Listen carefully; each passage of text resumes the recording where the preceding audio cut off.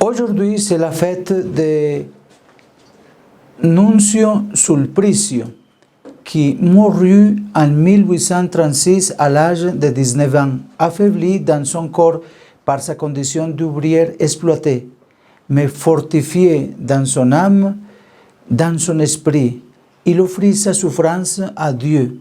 Il a été canonisé par le Saint-Père François lors du synode de Gênes. Aujourd'hui, alors que nous voyons tant de jeunes sans emploi et en danger ou déjà impliqués dans des bandes criminelles, confions-les à Dieu et ne nous laissons pas d'insister auprès d'eux sur le fait que ce n'est pas avec la violence que nous allons réaliser des changements dans notre pays, mais avec un engagement sérieux dans la politique où nous nous soucions davantage des derniers de nos sociétés, à l'exemple du Christ. Ce n'est pas avec le communisme que nous nous sortirons, mais avec la communion des biens et en favorisant la fraternité entre tous. Aujourd'hui, le Saint-Père, dans son encyclique, nous exhorte à ne pas nous laisser écraser et non plus prendre de mauvaises décisions par la peur. En guise de pilule, cherchons des solutions aux conflits en favorisant la fraternité.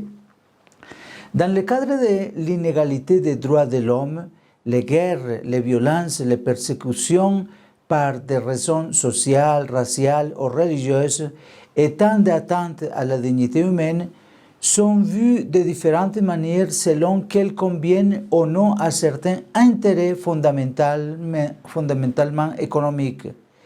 Ce qui est vrai quand cela convient à une personne puissante cesse de l'être quand cela ne lui profite pas. Ces situations de violence se multiplient douloureusement en de nombreuses régions du monde au point de prendre les traits de ce qu'on pourrait appeler une troisième guerre mondiale par morceaux.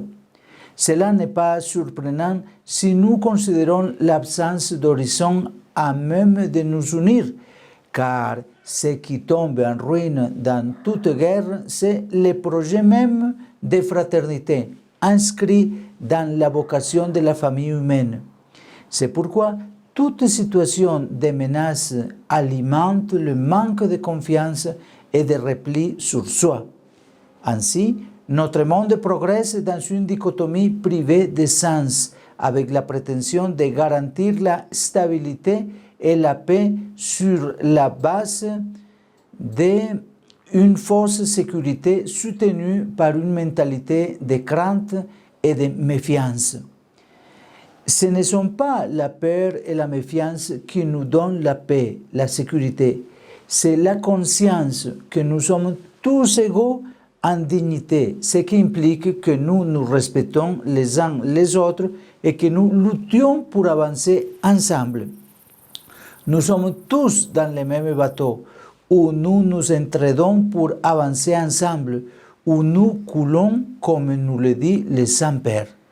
C'est pourquoi je vous invite, en suivant l'exemple de San Nunzio Sulpicio, à renforcer la fraternité dans les familles, avec nos voisins, dans les communautés, dans nos églises.